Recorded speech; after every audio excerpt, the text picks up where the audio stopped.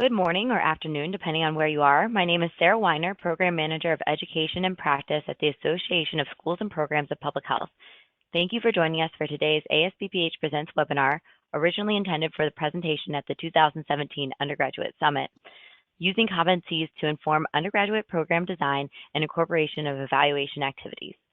Today's webinar will be 1 hour in length. We will begin with a short introduction of our presenters, followed by the 3 presentations, allowing time after each for questions. This webinar is part of the 2017 ASPPH Presents monthly series. It is being recorded and it will be available on the ASPPH website in the archive webinar section soon. Additionally, this webinar has been approved for 1 hour of continuing education credit for the CPH. While you are in listen-only mode and your lines have been muted, we encourage you to ask questions throughout the presentation by using the question box. We will address your questions at the end of each presentation. We are pleased to have with us today our speakers, Darby Hein, Jessica Evert, and Jennifer Griffith. Darby Hein is an assistant professor and the undergraduate coordinator in the Department of Health Promotion and Behavior at the University of Georgia College of Public Health. Dr. Hein studies professional preparation of public health students in health promotion, as well as evidence-based practices of instruction. She actively works in the community on health disparity reduction and women's health issues. Dr. Hein has taught at the University of Georgia for 19 years. Teaching and mentoring undergraduates is her passion. Jennifer Griffith is the Associate Dean for Public Health Practice for the Texas A&M School of Public Health and the Associate Department Chair for the Department of Public Health Studies. As Associate Dean, Dr. Griffith provides leadership in facilitating, promoting, and linking academic and practice partners in sustained public health partnerships. In the Department of Public Health Studies, she works with faculty, staff, students, and public health stakeholders to assure program curriculum prepares workforce-ready graduates. She received a Master of Public Health in Social and Behavioral Health from the School of Public Health at the Texas A&M Health Science Center and a Doctor of Public Health in Health Education and Health Behavior from the University of North Carolina at Chapel Hill. Our third presenter today, Jessica Evert, straddles international education and the medical profession. She served as the Medical Director for Child Family Health International from 2008 to 2013 when she was appointed to the Executive Director role. Dr. Evert is faculty in the Department of Family and Community Medicine at the University of California, San Francisco, where she instructs in global health and community-based underserved care and helped develop as well as completed the Global Health Clinical Scholars Residency track.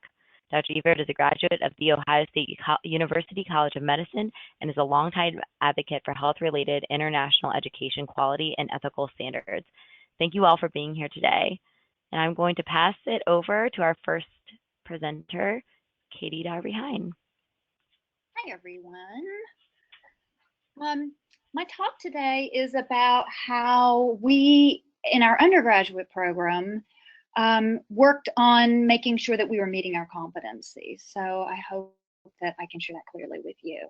I did have a grad student help me with the matrices, so I have credited her. Her name is Kelsey.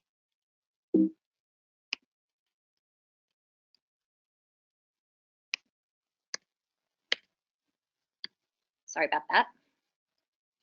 I just thought you might like a little bit of background, although I think what I'm describing would work for any program, undergrad or grad.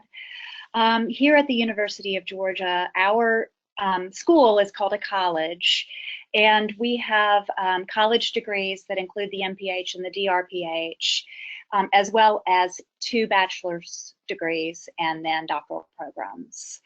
The 2 undergraduate programs are not the same size.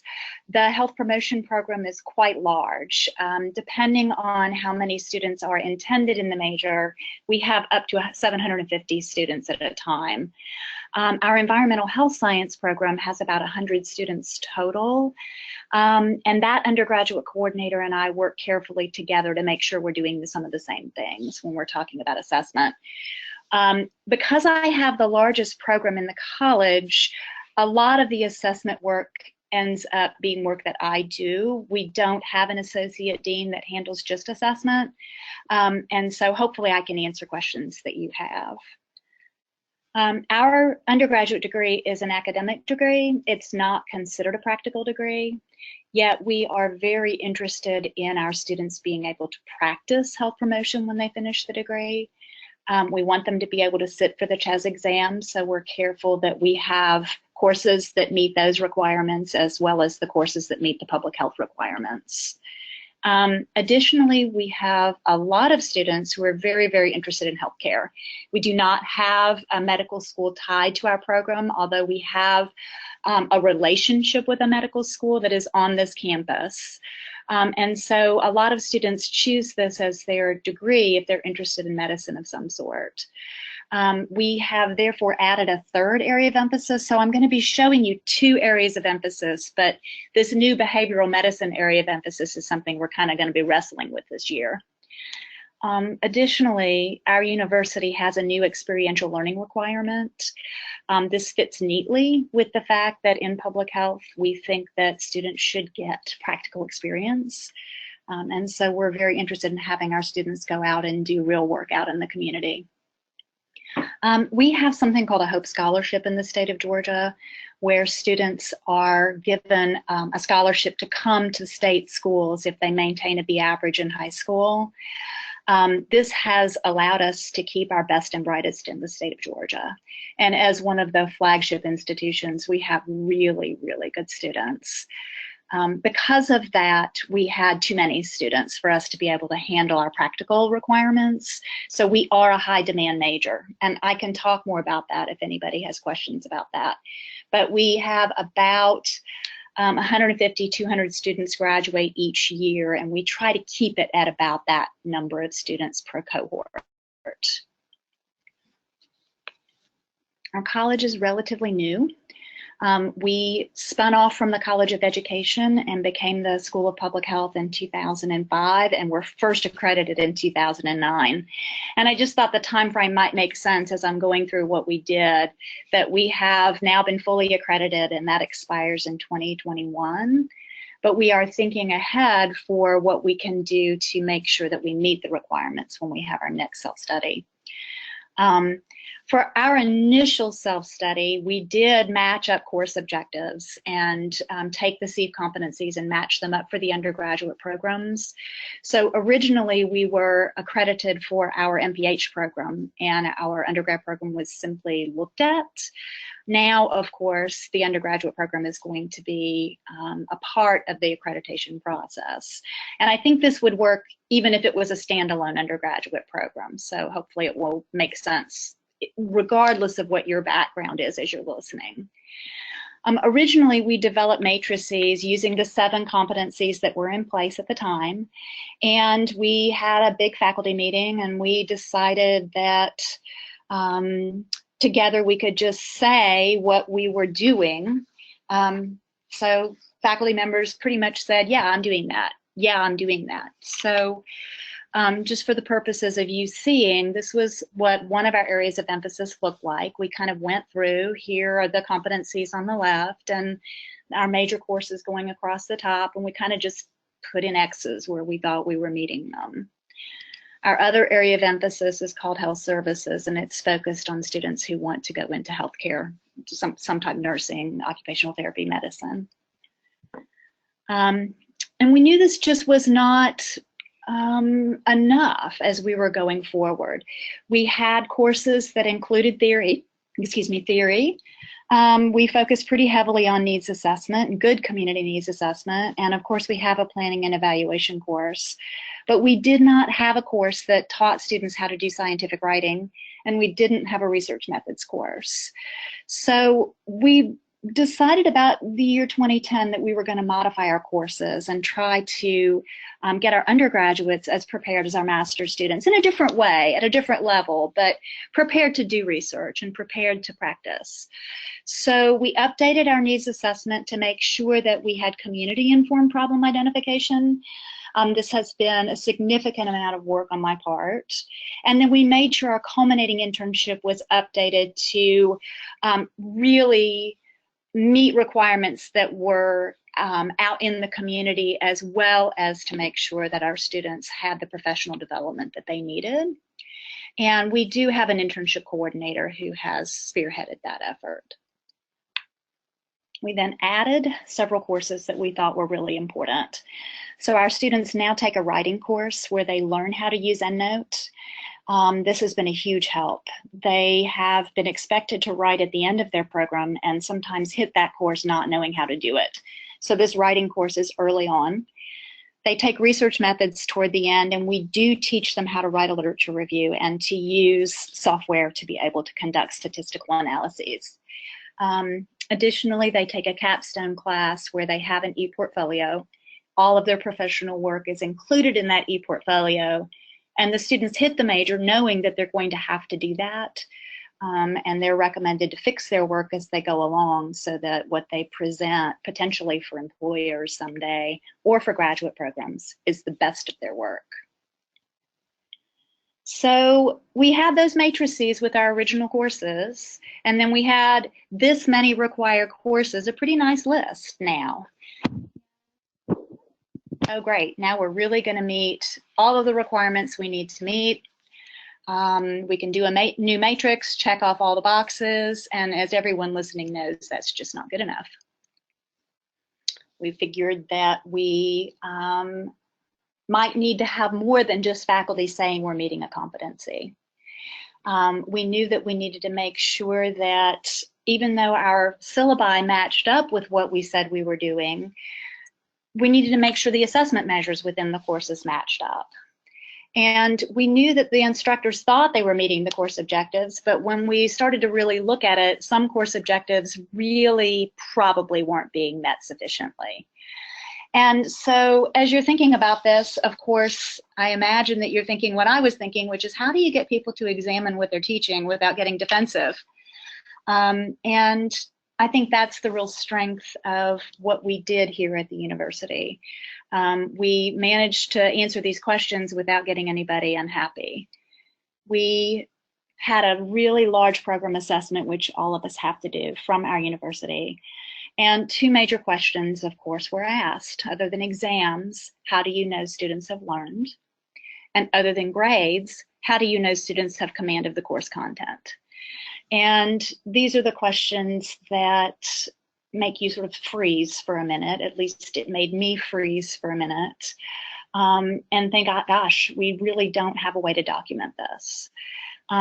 We knew that CEF was updating their assessment criteria, and we figured now was a really good time for us to go back and fix the matrix that we had and show that we were meeting the different competencies and course objectives by specifying what assignment students were actually doing. And I think this slide is important because it shows we did not, lectures do not count. Those are not a way for a student to show a learning outcome. And exams don't count, even though we all rely on exams. That is not a way for us to document real learning.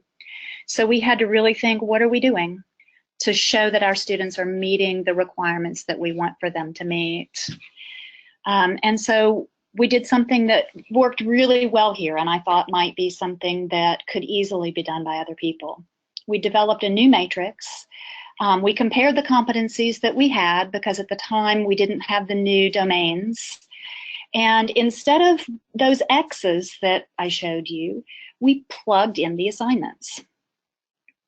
Once those assignments were plugged in, it was pretty easy to see that they didn't, some of them just didn't match up with the criterion that they were supposed to be measuring, or that they really were duplicating. We had classes that were sort of doing the same things, and that some of them were really nailing it. I mean, we were able to see that we were doing some of our work really well, and it was a way for us to show that we were doing our work really well.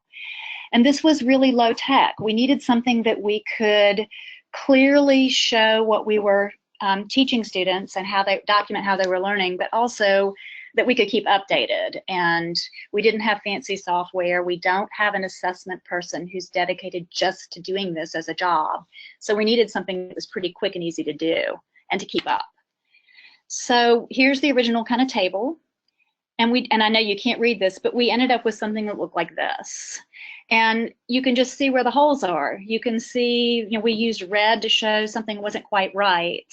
And it really permitted us to take these 7 competencies that we had and go across the required courses and match up our assignments. When the new criteria were rolled out in October, we took a pretty close look at the template D10 one. And if you've looked at that, you know what I mean. One day we'll all have to look at that. And I took that template and put the major required courses across the top. And there are 9 domains, and under those domains, there are almost 40 different things that we have to document we're meeting. And instructors were then asked to fill in that template for their classes. That meant it was not too much of a burden for any one person, and they were able, kind of in the privacy of their own time, fill in the assignments. I provided that matrix I showed you a second ago, so they knew what assignments they said they were doing. And then those teachers worked on the introduced or covered idea. We have to say whether something has been introduced or covered. And they were able to see pretty easily if their assignment introduced or covered. It kept us from just guessing if we were introducing or covering. You can't see this. This is how long that matrix is. But as we filled in the assigned courses, we could visually see what spots are missing things, what spots are really well covered. So this is just a slice, something you can actually see. So a few of the required courses going across the top, 2 of the domains or competencies that we are measuring for this coming cycle. And you can see how we plugged in the assignments. And once you include the courses that are under the public health, this is just major required. So we also have the core courses for public health. Once you include those, we have a pretty full table. And it doesn't really matter what these assignments are. These are instructor specific in some ways. But then again, we did as a team decide that we had certain things we wanted the students to be able to do. So we were able to brainstorm the assignments and make sure that they were something we all felt were important for this program. And because we had this matrix filled out and everybody had kind of taken a look at it, we really were able to look at it as a strength of program, not your class is weak, but this is what we need to do to make sure the program is strong as possible. So where we did find weaknesses, we were able to pretty quickly and even together decide how we wanted to meet competencies that we weren't really meeting, and make sure our assignments worked in tandem and that they didn't overlap each other, that they weren't the same. And I think we have a pretty good matrix going forward. We then took this template and plugged in the I's and C's, and this is just a brief snippet of it. This is just for the major required courses. Once the public health courses are in, these will be full. I think the real strength of what we did was that it was a faculty-driven process. We were able to take the current assignments and match them up to the previous competencies. My grad student and I did that. Then we were able to plug them into this new template without any of us feeling that it was too burdensome.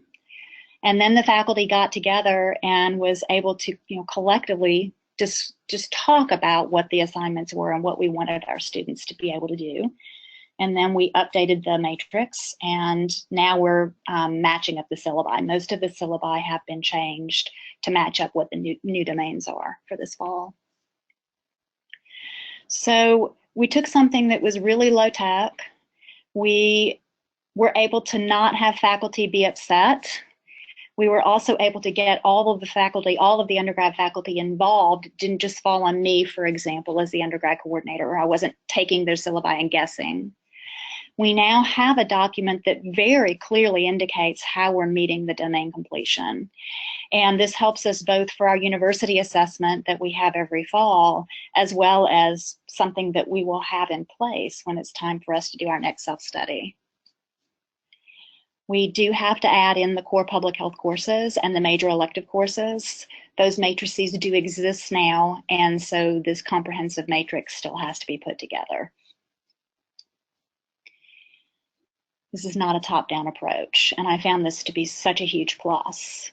We all felt by the time we were finished that we really owned this program, that our department head didn't own it, I didn't own it, no dean owned it, it's ours. No one felt threatened. I have been in meetings where turf issues are vehemently discussed. We did not have that happen. And we really just were able to decide what the program needed and do it together. So I recommend it. It was fun. We had a really good time. And thanks.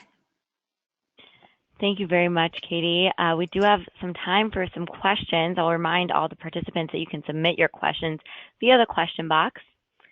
All right, and we have a few minutes to take some questions now. This is just a comment. Somebody else also requires an e-portfolio in their BSPH Senior Capstone course. So that's nice to know. Awesome. Do you have any processes in place for making updates to your spreadsheet with the addition of new courses and or faculty changes? Yes, and that does right now fall on me. But every semester I will keep it updated. I have done that in the past. If you let it go too long, it can get pretty overwhelming. Sure. We don't have the faculty plugged in, and of course that's something that we're going to have to work with some of the other templates. But we have been really careful to keep that, who our faculty members are, in mind as we've gone through this. That's a great question. Great. This other question, going back to the BSPH Senior Capstone course, can you speak just a little bit more on that? Is there a common platform and when you introduced it? Sure. So we started this last fall. So we did it all last year. This will be the third semester coming up. It's taught as a seminar, so it meets once a week. It is required, so students must do it. And they do it in their last semester or their next to last semester.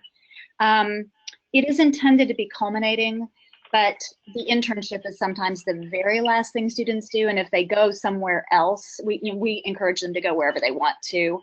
So if they're in another country, another state, sometimes they take the capstone before they do the internship. It is a once a week seminar where they are taught how to do what they need to do to make the e-portfolio. They aren't just thrown out there to try to figure it out. Do you think that was the question? I think so. And the participant can email me or send another message if he's interested in more. And I'll put your contact information up too for another moment. I would be happy to provide syllabi or whatever anybody wanted if they're interested. Wonderful, thank you. Another question is, did the EH program complete a parallel assessment? So I sent everything that we had made to the EH department. Because it is so much smaller, I feel that their undergrad coordinator is doing a little bit more of the work. It's not quite so collective. But yes, and she and I are working together to make the matrices for the public health classes. So it's not quite the same, but because it's smaller, it hasn't been quite so heavy for her. Wonderful, thank you. And then time for one more quick question. Have you had any communication with CEF after filling these new spreadsheets? And have you made any changes from any of those conversations if you did have them? That's a great question. Not yet. But I'm very carefully looking at the directions from CEF, so hopefully that won't happen. Great. Well, thank you so much, Katie. And I would like to remind everyone they can email Katie directly at this address or send me a message via the question box, and we can forward those along to her at another time. Thank you so much. And I'll use this time to turn it over to our next presenter, Jennifer Griffith. Great, thank you so much, Sarah, and thank you for the opportunity to share what we've been working on at Texas A&M. I'm going to report on some of the lessons learned from our implementation of a framework for assessment and evaluation. And again, we were originally going to present this back in March, but we had a lovely snowstorm that prevented that. And before I go much further, I really need to point out, as Katie mentioned in her talk, this is really a team sport. All the faculty in our department have been involved and a number of our teaching assistants. So while I'm the one delivering the presentation today, it is on behalf of the folks in my department that have really made this happen. So I want to make sure that you know that they're part of this. So when we think about assessment, oftentimes somebody hears assessment and they're like, oh yeah, this is great. My class did fine. I've got 24% A's, 33% B's. And that's what they think about with academic assessment. And we've had to spend a lot of time kind of reframing the question of what is academic assessment within our department. And we're fortunate that our department was brand new as of 2 years ago. So we were able to build things from the ground up and have a little bit different culture around academic assessment. That said, we still had some people that saw assessment as kind of a roller coaster, something you get on every once in a while. You might enjoy it, you might not. It depends on if you had too much to eat before you got on board. And then you have people like me who love roller coasters, love assessment. It's just a fun rolling ride. You could do it over and over again without a problem. So really, when we think about academic assessment, we're somewhere in the middle. There's some twists and there's some turns. It may not be as smooth as we'd like. Everybody might not want to ride it all the time, but if we can build a system that people like, maybe more people will become roller coaster enthusiasts, or in my case, academic assessment enthusiast. So at the end of the session today, you've seen the learning objectives on the advertising from ASPPH, but know what our program assessment framework looks like, the outcomes that we had in this first year of implementation, and some of our lessons learned and next steps. So the primary ideas behind our framework was having meaningful data not only for ourselves, but also for our students, reducing the burden on faculty because we have dual reporting requirements, both to our university and for CEF accreditation purposes. And then being able to provide timely reports for students, faculty, and administration. I think my very first experience with academic assessment was having somebody show up in my office and say they needed something in 24 hours, which required me to dig through records that were 3 years old and pull out a bunch of information and put it all together. In the back of my head, I kept thinking, there's got to be a better way to do this. So when we started the idea of a framework for our new department, this is some of the basis for it. We also wanted to make sure we worked harder. No, not really. We wanted to work smarter, not harder. Within Texas A&M, we have some minimum requirements for our reporting, and PHS is our Public Health Studies department. We are required to report annually on Weave Online for our SACS accreditation, and then also some of our coursework and some of our programmatic activities go into our QEP plan for SACS. So those are linked to our required program goals and student learning outcomes that we report to our university. On the other side, we have our CEF accreditation, and as Katie mentioned, we have the public health domains and having to identify that level of coverage. And in thinking about our framework, there had to be one way to efficiently and effectively do both.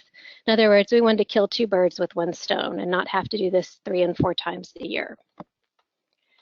So our process starts with mapping our course objectives. We then move into mapping our course assessments, collecting the data, analyzing the data at the course level, and then aggregating it for curriculum reporting at the program level. And I'm going to go through each of these steps for you. Within our department, we have 4 program goals. Those are shown in maroon, and our 9 student learning outcomes. Each of those student learning outcomes aligns to one of the program goals. So you can see how those are connected. The whole idea of this is that you're really connecting the dots, and we based a lot of our work on connecting the dots by Ronald Caravo, who's out of University of North Texas. We also have the 9 CEF public health domains and the 36 items that show up under each of the domain areas. And we had to figure out what was the common link. How do we make this work for us? And the common link ended up being the course objective. On one side, you can map it to a learning outcome that gets us to a program goal. You could then map it to a public health domain, which gets us to those domain areas. But the key point isn't just having an objective, it's being able to measure that objective. So we really focused on making sure that when we started working on our course objectives, that they were SMART, specific, measurable, attainable, relevant, and time-bound. Now, one of the things that we ran into, and we've run into this on several different levels, is the difference between a program goal, a student learning outcome, and a course objective. And what we really kind of came down on is program goals and student learning outcomes aren't objectives. They're bigger, they're broader, they occur across the curriculum, and are not measured in a single instance. However, if you look at the wording of them, they really could be considered super objectives because the language sometimes is very similar. Excuse me. So to give you an example, these are 2 very short objectives from a course that's an orientation course for non-majors in public health. Very simple. They map to a student learning outcome describing the history and ethics, which map up to a program goal. So it really helps us to think about breaking up the different pieces of those bigger concepts. So as we were developing our course objectives, we really focused on the use of Bloom's verbs, making sure that we were aligning the verbs at an appropriate level for the courses, also recognizing that you can go all the way up the Bloom's taxonomy in a single course. So making sure we're using those verbs. And then to make sure that we were able to map for our CEEP accreditation process, we broke it down. Instead of using just introduced and covered, we broke it down to introduced, developed, and mastered. So when we produce our 10.1 table for CEEP, that developed and mastered will collapse into a C, but this gives us a little bit more variation in where we are in our curriculum. So each faculty member, as they're developing their objectives, identifies the level for their particular course objective.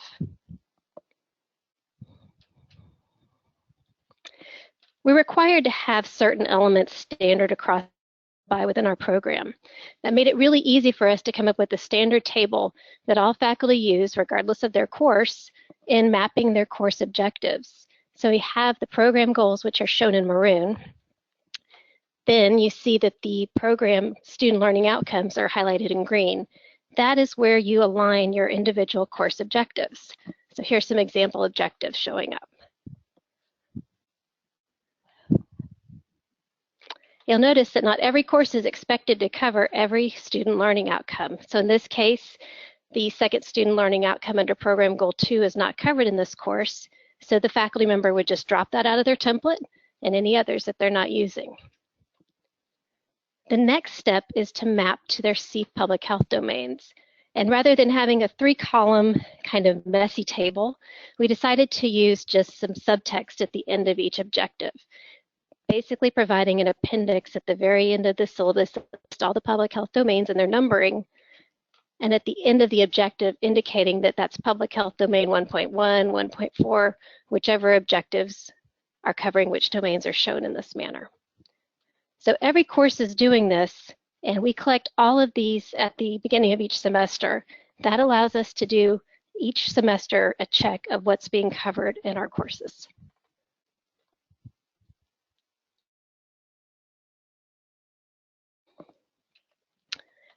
All right.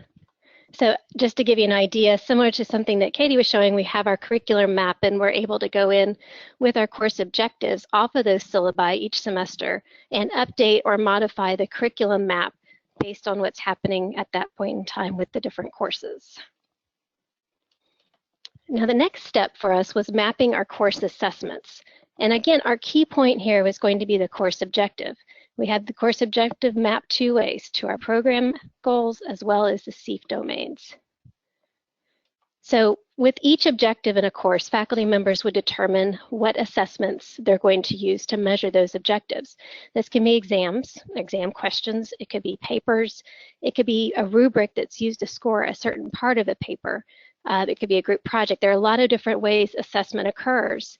And all the faculty member has to do is identify the assessment item and which objective it's mapped to, and then what are they using to assess it. If it's a quiz question, that's pretty easy.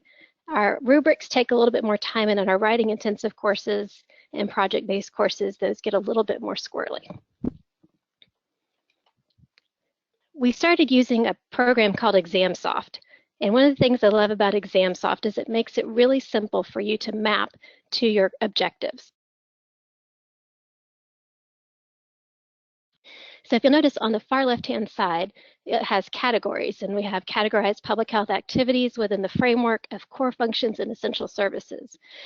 Each question or each assessment in this case can be mapped to those different categories. And if you're putting together, say, an exam or a quiz, you can even produce a report that shows you which objectives you're covering and to what extent.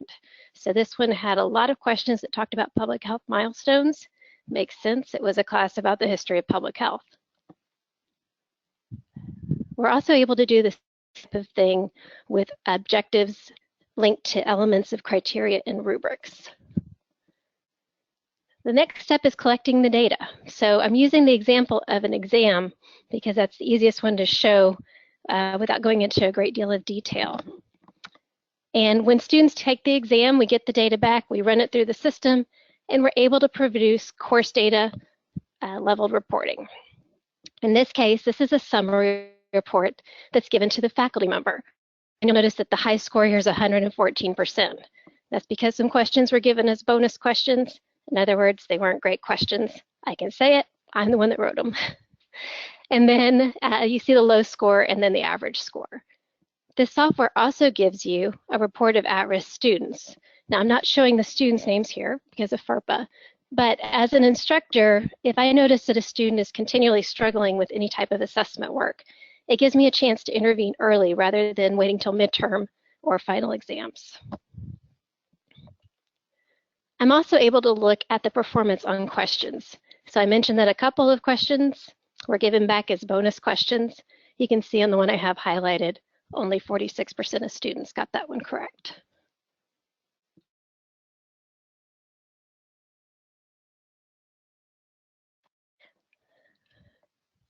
From a student perspective, we're able to produce a lot of information that helps students become more active in their learning besides just getting their score.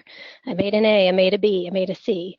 Although we do start with that, this information shows them their score, the percent questions they got correct compared to the course average.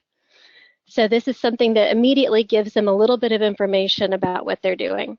But what we really love about this particular piece of software is the next steps that it gives.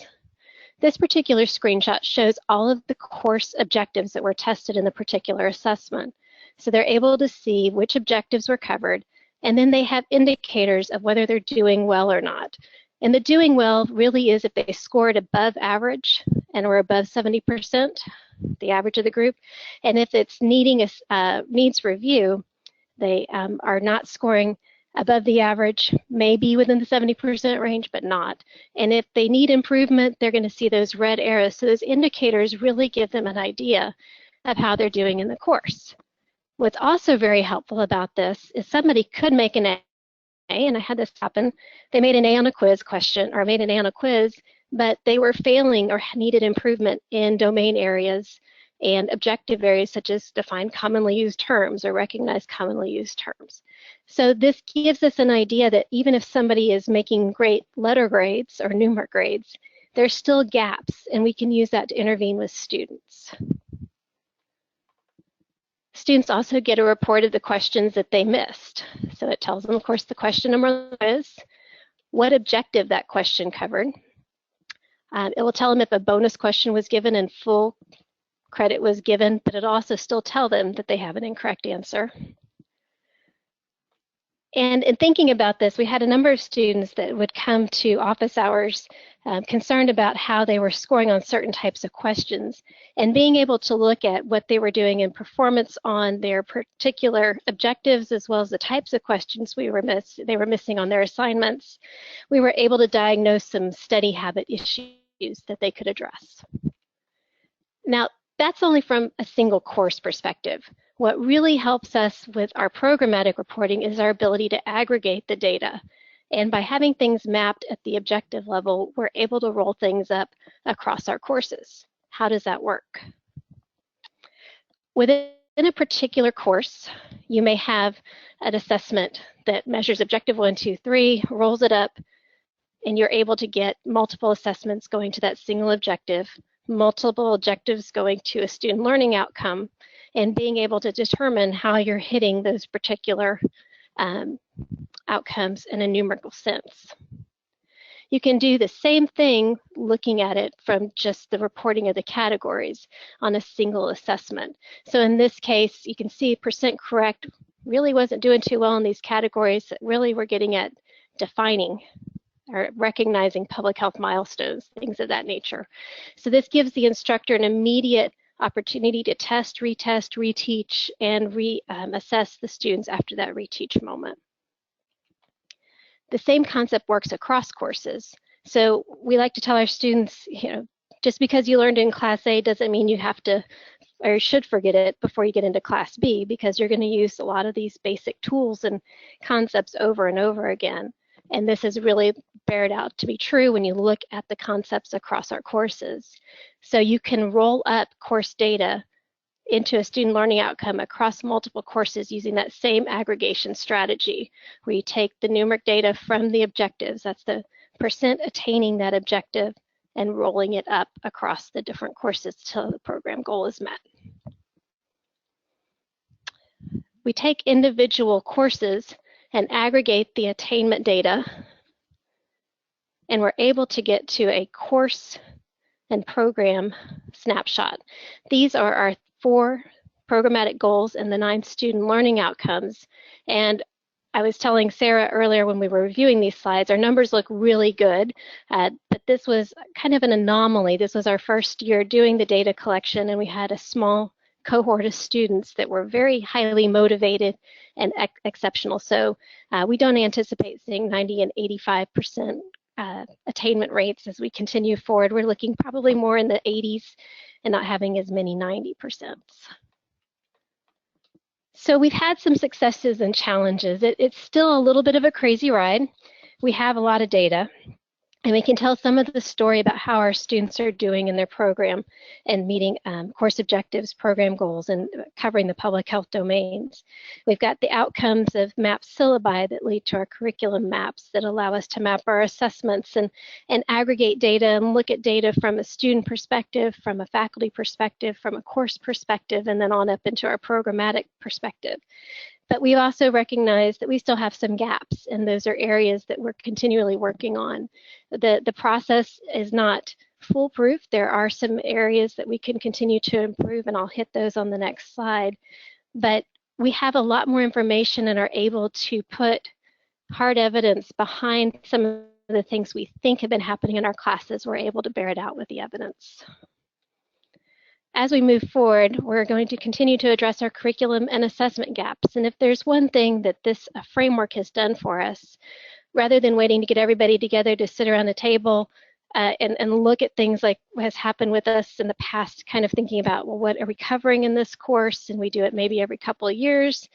We can do this more kind of organically. Several of my faculty who teach data management related courses took their data and started talking with each other long before their courses were anticipated to undergo any kind of review or updating, because they recognized some areas of overlap and areas that they could kind of split and cover in different ways. So we've had a lot of people that have just kind of taken it upon themselves to move the process forward rather than waiting to be prompted when it comes time for our curriculum review process that we follow. We also have an issue that we're trying to figure out the best way around this. Rather than reporting every single data point, is there information that needs to be only included as kind of a formative assessment versus a summative assessment when we look at our attainment rates. So rather than putting in the kitchen sink, are we only needing to put in kind of final assessment points? Are we having too many things that are kind of giving us some noise? And then continuing to streamline the data capture and reporting processes. We've got software that has certainly helped us make some things work a little better. We've been learning as we go, so we still have run into a couple of challenges in making things work the way we anticipate that they should. And that's what I have. Thank you so much for your time. I'd be happy to answer any questions. And if there's any questions to take offline, I'm happy to do that as well.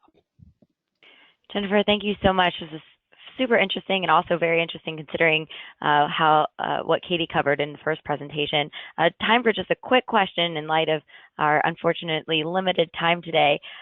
Is ExamSoft, are all faculty required to use ExamSoft? And are there any other options for them to use? Faculty are not required to use ExamSoft, but they are required to be able to provide the assessment data at a student level so that we can aggregate it. Most of our faculty use it because it makes it a little bit easier to get the level of data kind of granular that they need. But we have a contract within the School of Public Health for using ExamSoft, so actually a lot of faculty have been exposed to it. Great. And then how has the student feedback been? It depends on how the faculty member is using it. I can speak primarily to my experience having those reports, individual student reports. One student in particular comes to mind. She was making things a lot more challenging than they needed to be, and in looking at those reports with her, she was really putting too much emphasis in one area of her studying and not enough in the other, and she was able to flip it around and went from a C student to an A student. Wow, that's great. That's a wonderful testimonial. All right, thank you so much, Jennifer, for sharing. And I'm going to turn the controls over to our next presenter, Jessica Evert. success. Hi all, thank you so much Sarah and ASPPH for organizing this, and Jennifer and Katie for the co-presentations. I'm really enjoying it, and we're going to kind of zoom out a little bit for the next few minutes and talk about competencies and evaluation for the experiential learning component that is so common in undergraduate global health and public health programs, majors, minors, certificates, etc. So first I just want to point out my positionality. I am a clinician, I'm a family physician at UCSF, but my biggest hat is as Executive Director of Child Family Health International, and CFHI is based in San Francisco. We're a United Nations recognized nonprofit organization that provides the experiential learning component for students engaged in global health academic programs. And I'm not going to speak specifically to our programs today, but you're welcome to email me or check out our website, cfhi.org. I will point out our tagline, which is "Let the world change you," and that's a very intentional challenge to some of the assumptions that students approach global health and health disparities community-based work with. So I'll just point that out, and we'll come back to that in a little bit.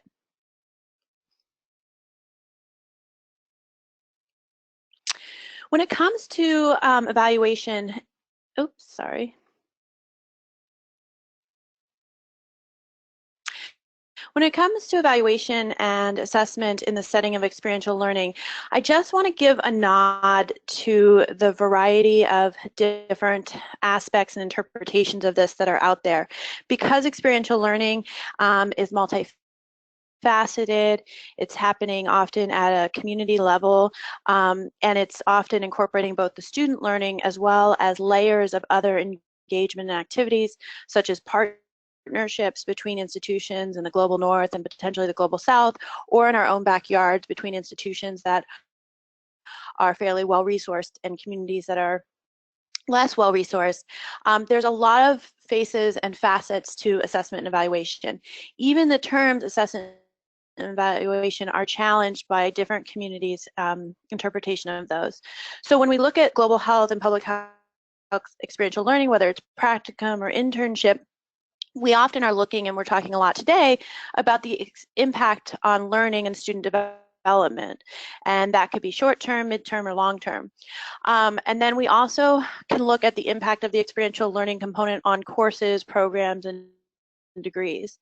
In addition, we are called to look upon the impact of the experiential learning process on host or partner communities, whether those are domestic or international. In addition, we are required to evaluate and assess the partnership from a perspective of all partners. So earlier you were hearing about community engagement, and many of us are working in this area, and the partnerships that student learning is happening within are equally as important to have attention to assessing and evaluating. And I put in parentheses there, in culturally acceptable fashion, then we'll talk more about that, particularly when we're working across cultures, whether domestically or internationally. And then there's assessment and evaluation of program structures based on rubrics and philosophical underpinnings and standards. I'm not going to have a lot of time to go into these today, but I'm happy to provide you more resources. Some of these rubrics include fair trade learning, citizen participation, Duarte standards for service learning, the formal education abroad standards, and many others.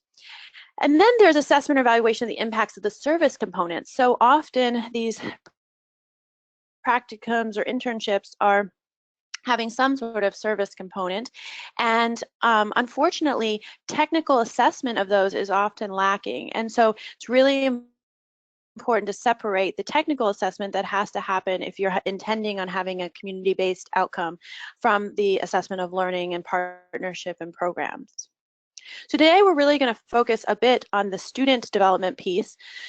This whole universe of experiential learning in undergraduate global health and public health is very complicated, in part because it transcends many different communities of practice. So global health is becoming its own field. There's the field of volunteering, there's higher education from a macroscopic perspective, there's community based participatory models, there's risk management aspects of assessment and evaluation, there's the service learning or volunteering pedagogies, there may be medical or pre-health education or public health sanctioned education. There's international development, which is a whole different field of practice, as well as global partnerships. So these communities of practice are often disparate. They have different meetings, different journals, different means of assessment and evaluation. And so when we're doing experiential learning in undergraduate, global, and public health, trying to draw on all these communities and stay abreast of developments within them is so important. At the same time, when we look at the field of global health, as an organized field, it's rather in its infancy. The formal definition that many people draw upon was published in The Lancet in 2009 by Copland and colleagues, who suggest that global health is a field of study, research, and practice that place the priority of achieving equity and health for all people. Global health involves multiple disciplines within and beyond the health sciences, is a synthesis of population-based prevention with individual-level clinical care, promotes interdisciplinary collaboration, and emphasizes transnational health issues and determinants. At the same meeting where that definition was developed, a Kenyan colleague suggested that global health is, quote, a concept fabricated by developed countries to explain what is regular practice in developing nations. The reason I point that out is because there is a risk of fabricating someone else's reality when we're talking about global health, particularly when we're talking about communities and interventions that are happening in contexts that are outside of our own frame of reference and outside the frame of reference of the learner. And so in order to ensure that we're not fabricating these realities, drawing upon our partners in community to really guide some of the student development is so important. In addition to striving to provide a very authentic version of reality. So when we think about what we're trying to nurture in our students that are studying global health, I find this image helpful. You have global health expert in the middle, which obviously we know we're not nurturing expertise, but we are nurturing some degree of competency. And the role of people working across cultures and across socioeconomic levels, as you know, goes far beyond just professional skills. And they have to become master communicators, collaborators, managers, health advocates, scholars, as well as professionals. And the curricular delivery, which is in those boxes around the edge, can happen in many different ways, which you've touched on a lot of them today, but I'm focusing a lot on the service and practice piece. However, the evaluation piece is also, as you see, a form of development. So that transformative, formative, and self-reflective evaluation can be a huge tool that we've already talked some about, and I will add to that. In global health, this is all happening within the context of values and principles such as health equity, social justice, solidarity, reciprocity, responsiveness and accountability, respect, honesty and openness, humility, and sustainability. And it is so important that these values and principles permeate all that we do, the way our programs are structured, the way that we are evaluating them, the competencies and learning objectives that we're setting out, and the activities during experiential learning, whether it's internships, practicums, or the like. This was a study done by USAID looking at employers in global health and what are the perceived weaknesses of people who have only had domestic experience. And the number one perceived weakness was the weakness that they do not understand the context and realities of global health. So this really speaks to the power of experiential learning, practicums, and internships. Also, the personal qualities of flexibility, adaptability, and creativity. And oftentimes we are not, it's very difficult to assess or evaluate these personal traits if students are not placed outside their comfort zone in a way that we can see how they react. Cultural sensitivity and cross-cultural communication, as well as knowledge of key players, were also noted. With regard to competencies, this article came out in 2015, which started to lay the foundation for transdisciplinary competencies in global health. These break down amongst these domains, many of which echo those in the ASPPH domains. And they also laid out levels of proficiency. And this is the first time this has really been done. In the past, it was kind of black or white. You either do global health or don't do global health. And so the stepping stone process that learners need to go through was really lacking, both from an academic framework as well as from a community of practice. So here's some examples. I'm not going to go through them, but they echo many of the ASPPH competencies, and they're ones that many of you are probably aware of and using. What's useful about this article, I think, is that it was a consensus paper with a variety of different authors, both from public health, clinical medicine, as well as social sciences. And they broke down the required competencies for the global citizen level, which can be seen as kind of the undergraduate level. And so it lays out what are seen to be required competencies for that level, and then required competencies for the basic operational level, which is a higher level of proficiency. I want to point out this toolkit because this comes on the heels of that paper and takes those competencies and then breaks them down and provides learning objects as well as teaching strategies. And so this is open access, and I can have Sarah send it out after the webinar. This is just an example of one competency. So you have competency 2A, then you have teaching strategies, and then websites, books, videos, study questions, articles, and reports that can be used to nurture these competencies. The strength really of competency-based education as well as evaluation is that we are orienting students to an appropriate level of activity, engagement, and focus when they're on experiential learning programs. This is so key because what has happened in the past and what continues to happen is that students mistake experiential learning in global health practicums or internships as opportunities to start practicing clinically when they are not yet clinical trainees and they don't have appropriate level of even introductory mastery. So this is a student, her hashtag is I don't know what I'm doing, and she says suturing up a head laceration of one of the Vietnamese locals.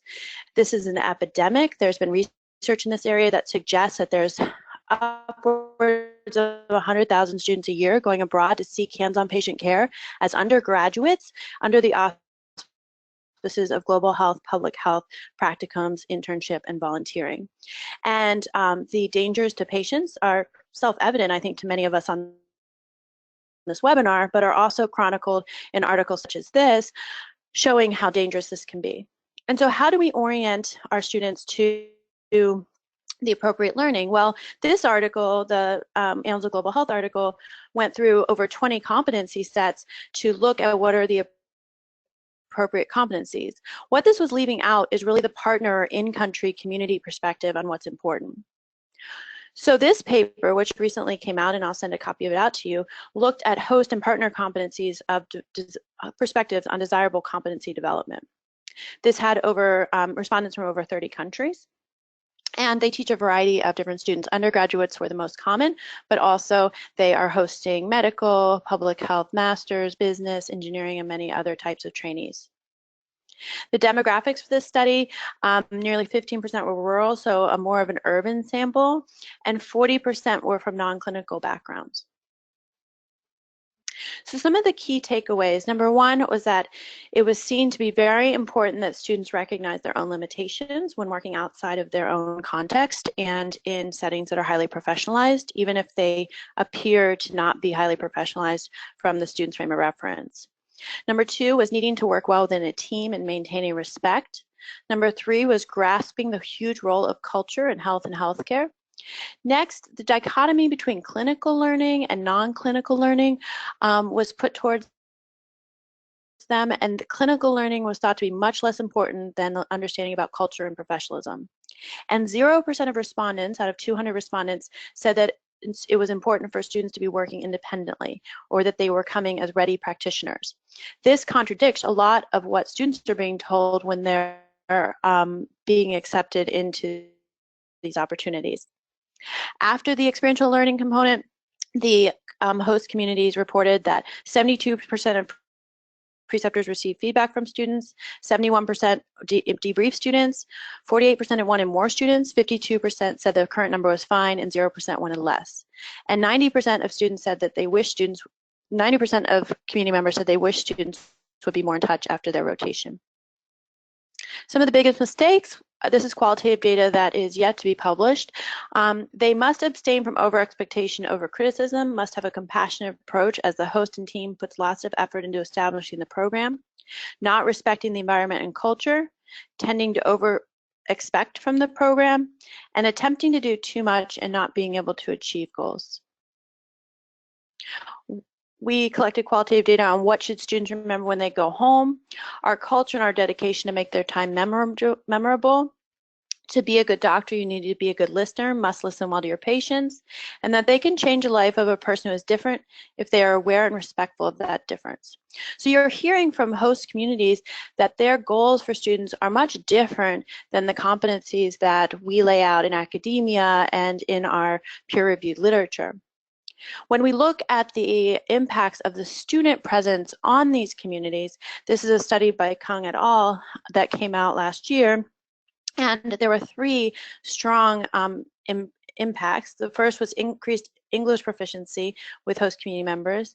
The second was increased prestige of host institutions that students are doing their practicums or internships at. And the third was that local practitioners had a sense of their own global citizenship being fulfilled by the students' presence and by being able to teach students from outside. There was also some negative consequences, which was perceived hesitancy and apathy of trainees making unfulfilled promises to community members, and lack of equal opportunity of host community members compared to institutions housed in the global north that were sending students.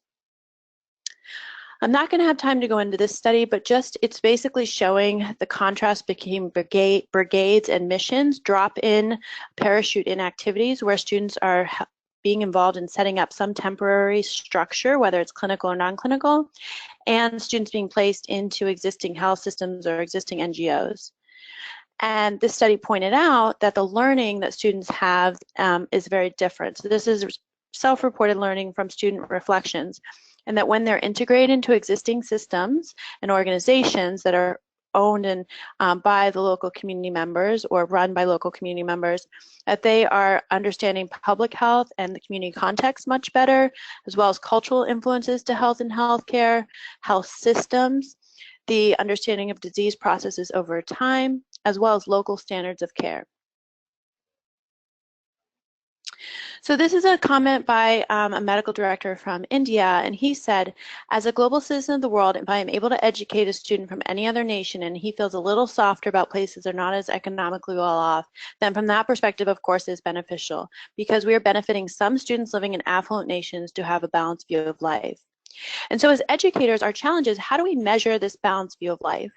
For Child Family Health International, we have joined the Global Engagement Survey, and I will just quickly point this out to you. It's based on the AAC&U rubrics as well as other rubrics. And what they've done is they've taken 7 scales, and you can see them listed there, including intercultural competence, civic engagement, and critical reflection, and doing pre and post experiential learning assessment with students using these scales.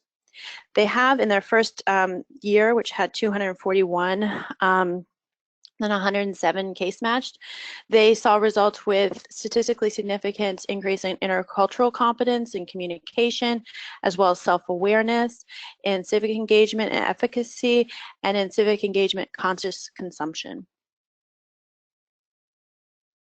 So I'll pause there. I know we're running short on time, but I would love to take questions or have you reach out directly so you can learn more about both competencies as well as assessment and evaluation. Thank you for your time. Jess, thank you so much. That is fascinating, everything that's going on there and everything that you've done. Do you often work with undergraduate programs that are looking to start a global health experience and also with preceptors who are wanting to host? Absolutely. So with regard to academic programs in public health or global health, we work with over 200 universities. So to help faculty integrate internships or practicums that complement their on-campus programming or domestic internships and practicums. So we call those academic partnerships, and I'm happy to discuss with anyone. You can just email me directly. With regard to individuals or organizations that want to host students, Absolutely. We grow very slowly as far as new sites, but I'm also very happy to help guide your engagement with institutions outside of your community. And there's communities of practice, such as Om Prakash and Fair Trade Learning, that can really help you set up programming in a way that it has a nod to ethics, sustainability, and power equilibrium. Wonderful. And I'm so sorry we are running out of time, and to respect both all of our presenters' times and also the participants, I definitely encourage all of their questions to be directed either to me at ASPPH, webinars@asppph.org, or to Jess directly at her email that's on the screen now. I also would want to remind everyone that this webinar has been recorded, and it will be available on the event webpage in the next 24 to 48 hours. I will email all participants when that is ready to go. Thank you to today's presenters, Katie, Jennifer, and Jessica. We really are benefiting from the wealth of knowledge and experience you all have shared with us today. And I'll remind everyone of upcoming ASPPH Presents webinars, as well as alert you that the next Undergraduate Summit, the call for abstracts will be going out in August. Thank you, everyone. Have a wonderful rest of your day.